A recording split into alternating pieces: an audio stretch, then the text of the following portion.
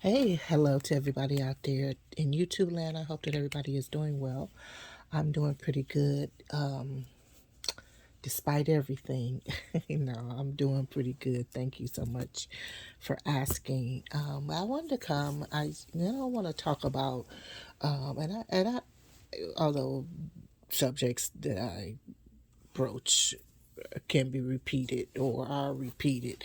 But I don't know if I discussed this or the video is just still sitting unpublished. But I wanted to talk a little bit about pain and hurts and trauma and things that we have experienced and that was never healed. We never received any counseling behind it, or we just never healed from the situation. There's a lot of things that happen, like with with everybody, and especially I'm concerned about our children. The many things that they encounter and what they go through, and whatnot. It's really important that any and every time they go through anything, there must be some type of counseling session that goes on, whether it's a professional or a parent or, friend or whatever. Things must be discussed properly and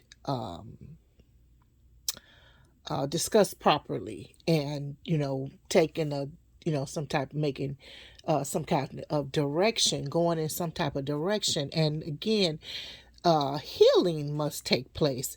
So many children in so many homes, and it doesn't have to be in poor, distressed neighborhoods. It could be in a wealthy neighborhood or a middle class neighborhood, community. But so many children are dealing with so many things. Okay, they're dealing in their household. They're dealing. They if you or your child or someone has seen domestic violence, for instance, they must get counseling. They must work through that. And because, I mean, imagine being a child, seeing your parent, your mother, or your grandmother, or sister, or somebody getting beat up or just slapped or hit or even verbally abused. That's frightening to a child. And if they never get any help for that, imagine what they, how they feel and how they cope with it. That's it. How how do they cope with that? How do they deal with it? You know, that's really important because, and sometimes, what happens when that kind of thing happens, or when what is it, Department of Family Service, Children and Family Services get involved, and they, how when they come into the home, they take the child from, if it has to come down to that, they take the, even if they come, period. But they come into the home, and sometimes they take the child or, children out of the home, and those children wind up in a, different foster care situations, or family member. That is very traumatizing. That separation and that type of anxiety and that type of uncertainty is very painful for a child to go through. That child needs help. Those people can care. I don't care who they are. I don't care. I know there are some good social workers out there and different people who work in the systems, but the thing is, your hands are tied by those systems. You can't do what you want to do, how you want to, some are, have, and, some old school people who really do care, they do, do what they want to do. I've seen them in the past. Now I haven't seen new people or newer people. They just follow whatever the regulations or whatever they're supposed to do. There's no feelings involved. They don't care about the child that's just been snatched from their parents. Then the police are involved. Nobody is looking to hold this child to explain. Excuse me. Try to explain what happened or just to let them know it's going to be okay. This is what happened. You can talk to, whatever. Excuse me, just a minute. Hug that child and give that child some comfort and some love at that point, okay? To let them know that it's going to be okay. Whatever is going on, and try to just, hear from them, see what they're saying or whatever. But definitely they must you must comfort them. You don't want the reason why that some of these people who grow up and become these I want to say mental cases. I can say that because they do all sorts of things and whatever. It's because they have been traumatized or something happened. They can pretend, or their parents can pretend they came from this perfect family if they want to, but something happened, whether it was verbal abuse, emotional abuse, or emotional damage by absence. They were not loved or felt loved or anything like that. Whether they were sexually abused, um, something happened. Okay, a lot of times you like if you ever watch documentaries of these various um, serial killers or whoever, whatever, people who do certain things. Sometimes they won't say that. Some say that might something might have happened, but some don't, and they try to hide it. It's like we know something happened. Oh, they were perfect children, or we had the perfect family, and we did this and we did that, and yeah, that's a lie. Okay, something happened. There's alcohol abuse, and then there's drug use. I mean, there's just so many things that happened then, or your relationship didn't work out, so you got divorced, or it's just so many things that happened that has to be, that happened, that was never addressed properly. That is the reason why people go off to these deep ends. You know what I mean? But so what I wanted, so as I was saying, children, if something happens to your child or happen to you, you must get some help every time. Even if it's a suspension at school, that's traumatizing depending on what happened. Because depending on what happened, how things go down. They either had a fight, stole something, didn't do their work properly, talked crazy to the teacher or professional or whatever. Those things everything must be discussed, and then whatever the emotion is, it must be taught how to deal with it. I was somewhere earlier. Yeah, I think I told you guys about what happened in our area, and this young man, did what he did on the 4th of July, um, and so a lot of organizations, or not just, I shouldn't say organizations, but I've seen maybe one organization, but others who are in private practice or whatever, therapists offer their services for those who are in need of grief counseling or any type of counseling for the trauma that they experienced as a result of this tragedy that occurred on the 4th of July.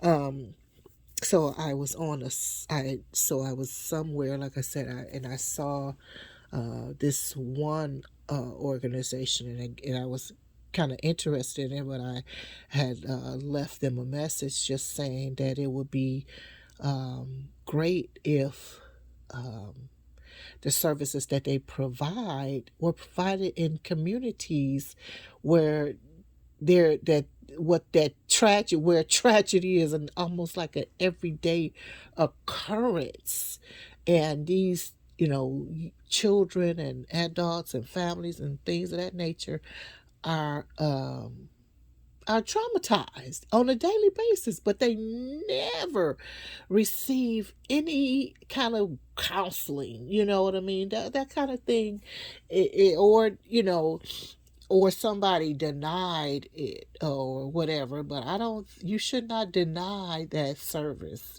decline, excuse me.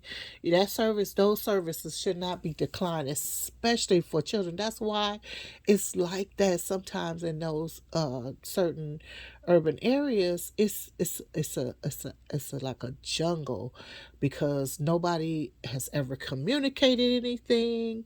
Nobody's like behaves like they cared about the person. They didn't allow a healing process, etc., etc., etc. But I was really interested. There were a few tips on their website, and so I'm just kind of took a spin on them myself, because one of them was to provide a safe place when all kinds of hell is breaking loose.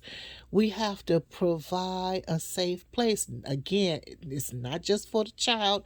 I'm talking about for adults too, because I believe that the whole family needs support. Okay,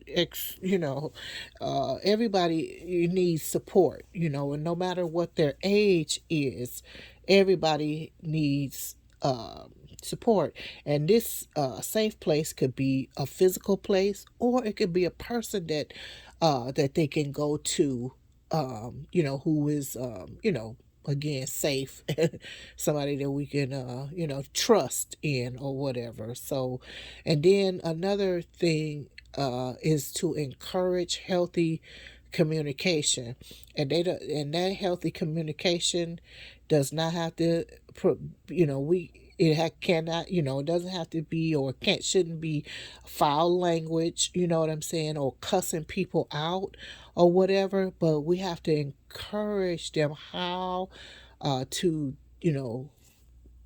open their mouth and speak, or convey what they're, or even like what they're feeling, you know what I mean, um, in a healthy manner, you know. Calm down, cool out, and express yourself in a healthy, you know, manner. You know, not snapping out, not cussing people, using foul, not calling people out of their names and stuff like that. That we gotta teach. We gotta teach. And going into the next one is about we have to talk and walk them through these emotions that they're feeling. Okay, we have to walk and talk them through those particular emotions, because when people get angry, angry does not mean that I gotta hit somebody. Okay, angry does not mean that I gotta kill somebody. Okay, somebody. Uh-huh. You know, and it does, and if you're sad, sadness does not mean that I should commit suicide. Okay? And again, or hurt another individual, right? So we got to, be able to walk the child or the adult, walk and talk them through the emotion they feel, because people get angry, people get sad, people become fearful. You know, there are so many emotions that people can feel, and if it's a child, we gotta guide them and in the right way, to so that they become healthy they become, excuse me, healthy and strong adults and individuals in the community or wherever, you know. But if you just leave them to their own devices, which a lot of people have been, huh, this is why all of this nonsense is happening, and it seems like it's just gotten worse in since COVID, since the pandemic. You know, I keep studying, well, all the gospels, but since they all sort of talk about things in their whatever from their vantage point, from their bird's eye view or whatever. But talking about the wars and the rumor, when Jesus was talking about the wars and rumors of war and how it's the beginning of sorrows and stuff. I know people always say talk about the end times, and some people, they don't believe it's going to ever happen. Well, we've been saying that forever. Well, it's called a forecast or a warning. It's still, making you aware that we should be on guard and be aware that it's going to happen. It doesn't, if it's still another 1,000 years, that it still is going to happen at some point. you know Oh, I'm so sorry. It may not be in your lifetime, may not be in my lifetime, but it's going to happen because God said so. So it would behoove us to, be ready for Jesus's return. You know what I'm saying? But yeah, so we have to do that. It'll be smart of us to do that, and then gathering resources is important to make sure that we have something in our pocket. So when something does happen, we have some type of breakdown, whatever happens, that we have some type of resources like count to 10. You might have to count to 10 to calm down or whatever. You might have to call a friend or a family member or even a professional, somebody that, we can talk to, trusted person that we could talk to or whatever about whatever has happened, so that they can walk and talk us through our emotions and calm us down, let us know it's going to be okay, let us, know that the actions that we take, it has to be, good actions. You know what I'm saying? You know, you might need a couple of Bible verses in your pocket, something that you can, that calms you down and reminds you of, a promise of God, or, something like that, or even a consequence from our actions or whatever. Excuse me. You might need prayer. You need to know how to pray, or there should be, maybe there's somebody that you can contact to pray with or whatever. And then there's music is very soothing. Music now, not some of the stuff that's going, that they producing today and calling, referring to as music, okay? But there is music, even classical music, and there's just so many genres of good music, instrumental and things of that nature, that is very soothing. I love music. I absolutely love music. And it is, and music could also be very emotional. I mean, it could take you somewhere. So it's important to that when we choose music, we're choosing something that is clean and positive, and takes us to a good place, versus uh, all the bang bang shoot 'em up, or I I I, sexual, all kinds of stuff. So we have to be very wise and careful. I don't understand how some people listen to certain music and they call themselves believers or whatever, because certain music is going to take you somewhere. I cannot personally, there's some music that I can't listen to because I used to love, and I guess I still do if I listen to certain ones, but I love jazz music and things like that, and R&B, or like Anita Baker. And back in the day, there were some things, a couple of things Whitney Houston made, but if I speak about like love ballads or something like that, there's certain things I can't listen to those things because they're gonna take me somewhere else. They're gonna take me to another place, and I don't want to be in that place. So anyway, I digress. But so yeah, but it's important for healing to come about for everything. As I was saying, there are times when domestic abuse has happened, somebody has gone to jail, you have witnessed it.